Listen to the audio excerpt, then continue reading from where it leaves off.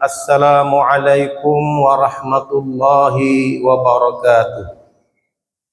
Alhamdulillahi rabbil alamin, wassalatu wassalamu ala ashrafil mursalin, sayyidina wa maulana Muhammad wa ala alihi wa ashabihi ajma'in.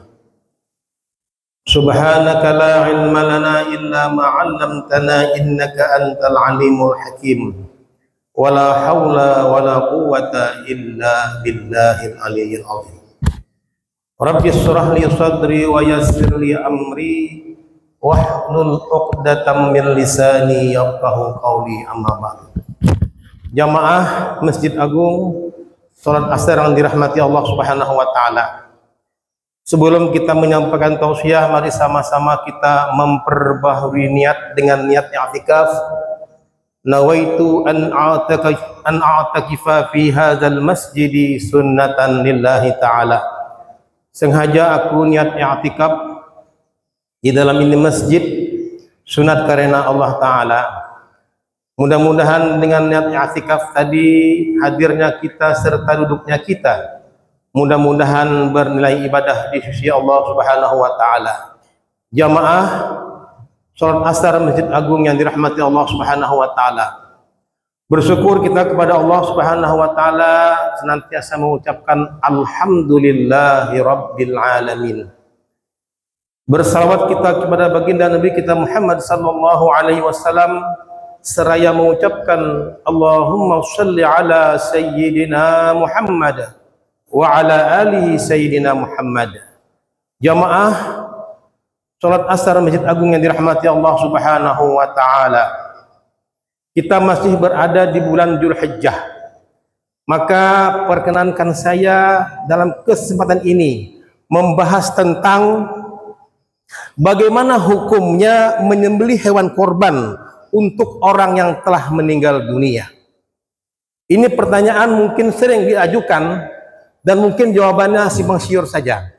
Saya mengutip dari buku 33 tanya jawab tentang korban yang dikarang oleh Profesor Dr. Abdul Somad. Jadi beliau ada mengarang buku, tipis sekali bukunya. Jadi 33 tanya jawab seputar korban. Di sana seluruh masalah korban diuraikan di sana.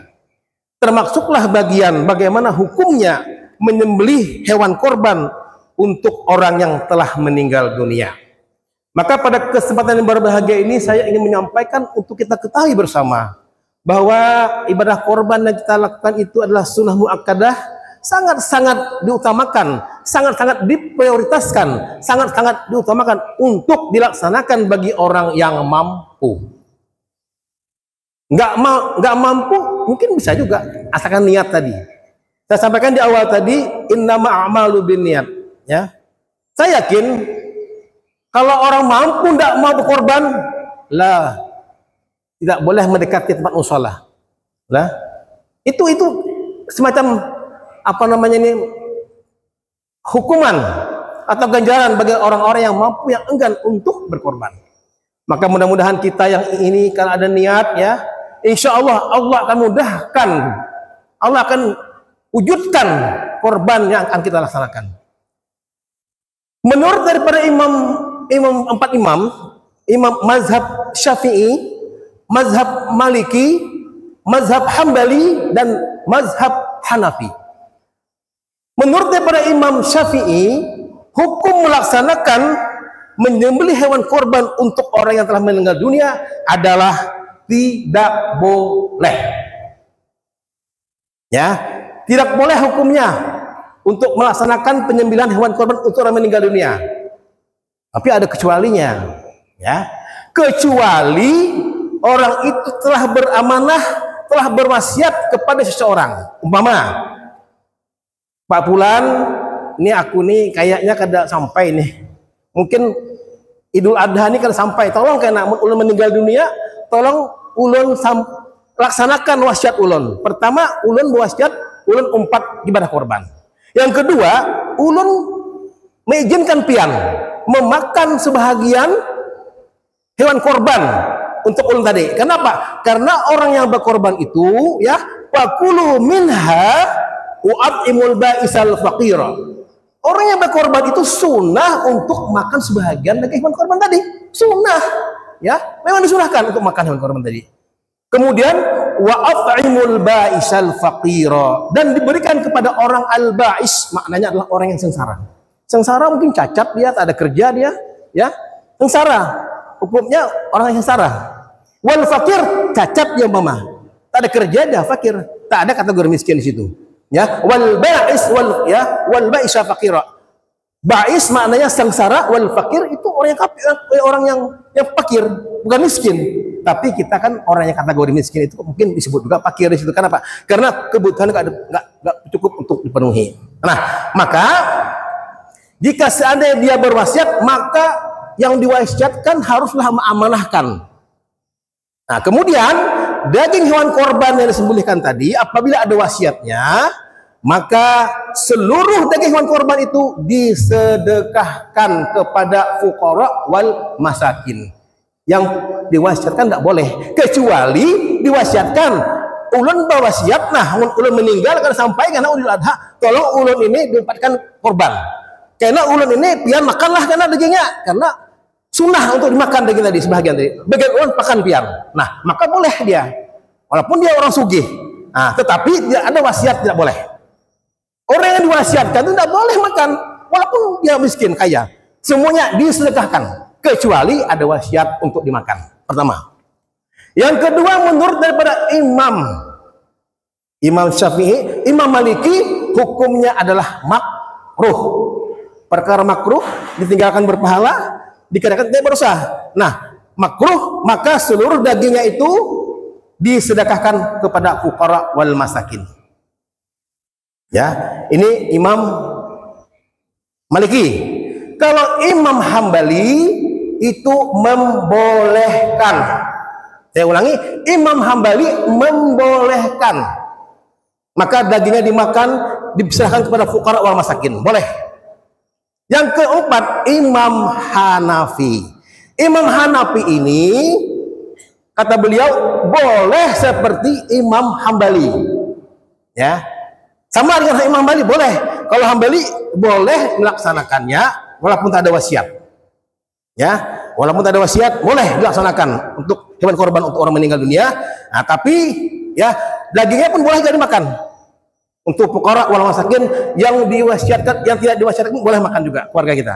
Kalau Hanafi, ya, kalau Hanafi boleh, nah boleh, tetapi tidak dibenarkan dimakan oleh yang diwasiat, yang berkorban melaksanakannya. Seluruhnya diserahkan kepada fuqara wal masakin. Jadi kalau kita seumpamanya kita melaksanakan ibadah korban untuk orang yang telah meninggal dunia, maka kita bertaklid kepada Imam Hambali. Ya, Hambali. Jadi sengaja aku melaksanakan ibadah korban almarhum ibuku, almarhum bapakku, bertaklid kepada Imam Hambali karena Allah Ta'ala.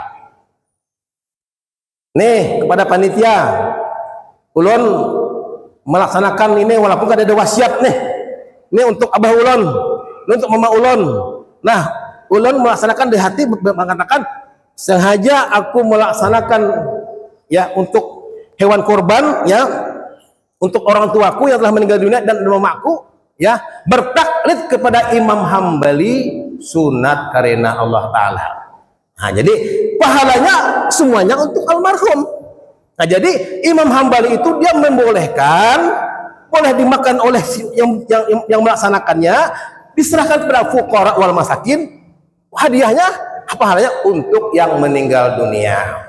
Memang sebagian ulama ada mengatakan boleh kita melaksanakan ibadah hewan korban itu, kita niatkan kita, kemudian kita ikut sertakan orang-orang tua kita. Ini pendapat-pendapat yang mungkin ya, yang ini 4 macam ini daripada 4 mazhab tadi. Yang lain ada yang mengatakan seperti itu. Saya pernah mendengar boleh kita berkorban untuk orang yang meninggal, kita niatkan diri kita, kemudian kita ikut sertakan mungkin yang lain. Nah, jadi kalau kita nanti berkorban untuk orang tua kita, ingat kita bertaklid taklid namanya. Bertaklid itu kita ikut dengan mazhab Hambali, karena Hambali yang membolehkan. Ya, Syafi'i tidak boleh. Kalau Maliki makruh. Kalau Hanafi juga boleh, tetapi nggak bisa makan dagingnya. Seluruhnya disedekahkan. Kita tidak boleh makan. Kalau Hambali boleh makan dagingnya, kemudian sedekahkan dagingnya untuk pahala kepada yang almarhum. Demikian dapat disampaikan. Mudah-mudahan keterangan ini bisa memberi jawaban untuk kita semua. Kalau kita berkorban untuk orang tua kita, siapapun untuk almarhum, kita niatkan dia bertaklid kepada Imam Hambali. Demikian, mohon maaf dan segala perhatian. Billahi taufiq wal hidayah. Assalamualaikum warahmatullahi wabarakatuh.